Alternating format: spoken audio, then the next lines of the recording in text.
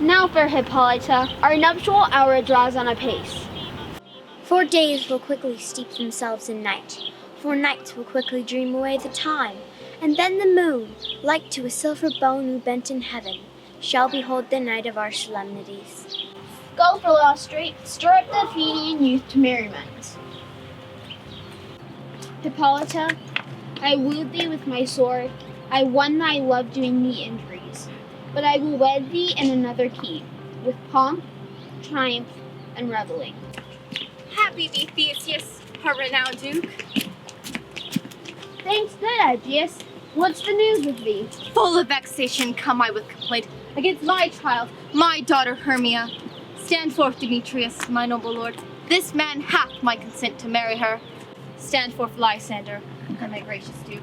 This man hath bewitched the bosom of my child. Thou, Lysander, thou hast given her rhymes and interchanged love tokens with my child. Thou hast at moonlight at her window sung, with feigned voices of feigned love, and stolen the impression of her fantasy. With cunning thou hast filched my daughter's heart, and turned her obedience, which is due to me, to stubborn harshness.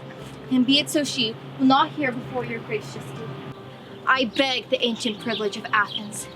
As she is mine, I may dispose of her, which shall be either to this gentleman or to her death, according to our law, immediately, provided in that case. What say you, Hermia? Be advised, fair maid. To you, your father should be as a god. Demetrius is a worthy gentleman. So is Lysander. In himself, he is. But in his kind, wanting your father's voice, the other must be held the worthier. I would my father lift but with my eyes. Rather, your eyes must with his judgment look. I do entreat your grace to pardon me.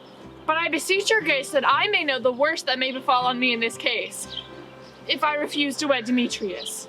Either to die the death, or to abjure the forever society of men. Therefore, fair Hermia, question your desires, and endure the livery of a nun. So will I grow, so live, so die, my lord.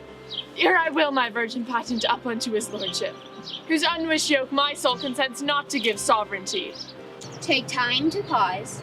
May the next new moon, the sealing day betwixt my love and me, for everlasting bond of fellowship. Upon that day, either prepare to die for disobedience to your father's will, or else to wed Demetrius, as he would, or on Diana's altar to protest, for I, austerity, and single life. Relent, sweet Hermia, and Lysander, yield thy crazed title to my certain right. You have her father's love, Demetrius. Let me have Hermia's. Do you marry him? Scornful Lysander, truly hath my love, and what is mine my love shall render him, and she is mine, and all my right of her I do unstate unto Demetrius. I am, my lord, as well derived as he, as well possessed. My love is more than his. My fortunes every way is fairly ranked, if not with vantage as Demetrius, which is more than all these bows can be. I am beloved of beauteous Hermia. Why should I then not prosecute my right? Demetrius, I'll avouch it to his head, made love to Nidar's daughter, Helena, and she, sweet lady dotes, devoutly dotes in idolatry upon this spotted and inconsistent man. I must confess that I have heard so much, and with Demetrius thought to have spoke thereof, but being overfull of self-affairs, my mind did lose it. But Demetrius, come, and come, Aegeus, you shall go with me.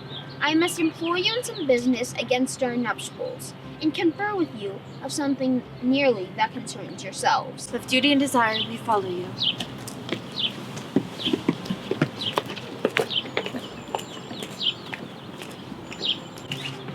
How now, my love? Why is your cheek so pale? How chance the roses there do fade so fast? Like for want of rain, which I could well beseem them from the tempest of my eyes. Oh, cross, too high to be enthralled, too low. Or else misgraft in respective years. Oh, spite, too old to be engaged, too young.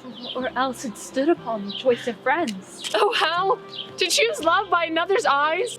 A good persuasion. Therefore hear me, Hermia. I have a widow aunt, a dowager, of great revenue, and she hath no child. From Athens is her house remote 7 leagues, and she respects me as her only son. There, gentle Hermia, may I marry thee, into that place the sharp Athenian law cannot pursue us. If thou lovest me then, steal forth my father's house tomorrow night, and in the wood, a league without the town, where I did meet thee once with Helena, to do an observance to a morn of May.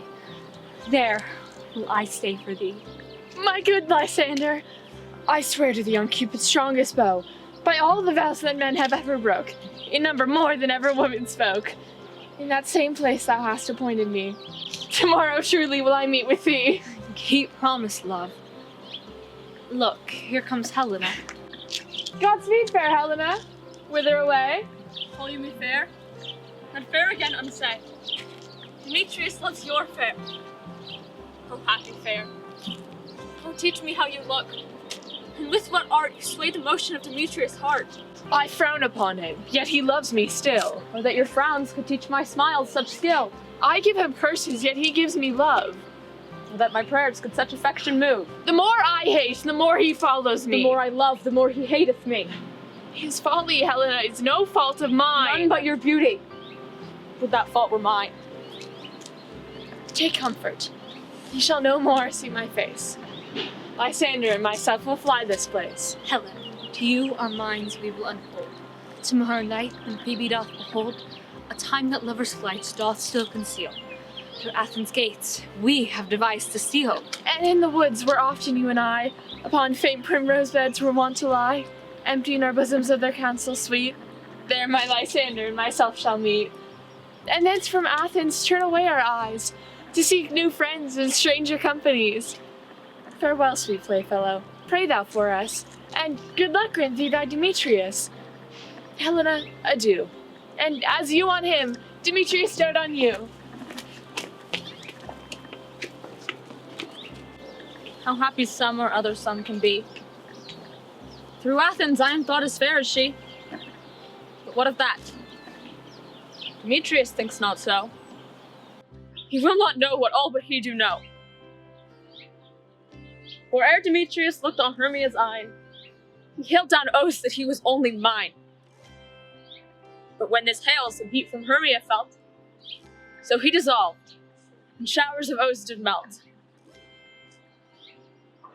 I will go tell him of fair Hermia's flight. Then to the wood will he tomorrow night pursue her. And for this intelligence, if I have thanks, it is a dear expense. But here in me nigh to enrich my pain, have his sight, thither and back again.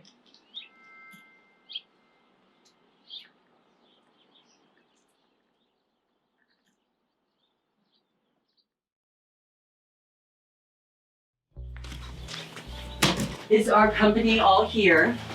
You were best to call them generally, man by man, according to the script. Here is a scroll of every man's name which is fit through all Athens to play in our interlude before the Duke and the Duchess at his wedding day at night. First, good Peter Quinn, say what the play treats on, then read the names of the actors and so grow to a point. Mary, our play is the most lamentable comedy and cruel death of Pyramus and Thisbe. A very good piece of work, I assure you, and a Mary.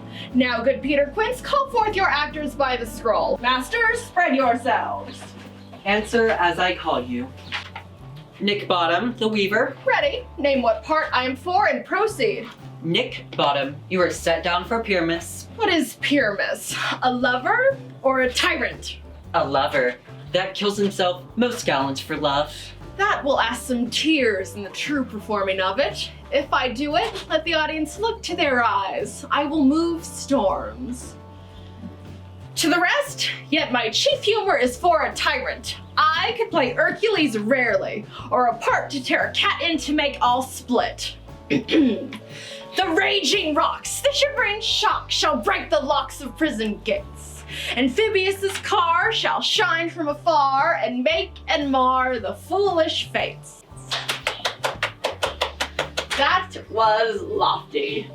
Now name the rest of the players. This is Hercules' vein, a tyrant's vein. A lover is more condoling.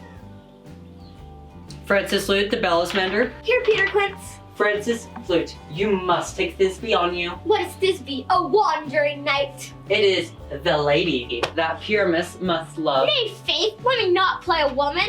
I have a beard coming. That's all one.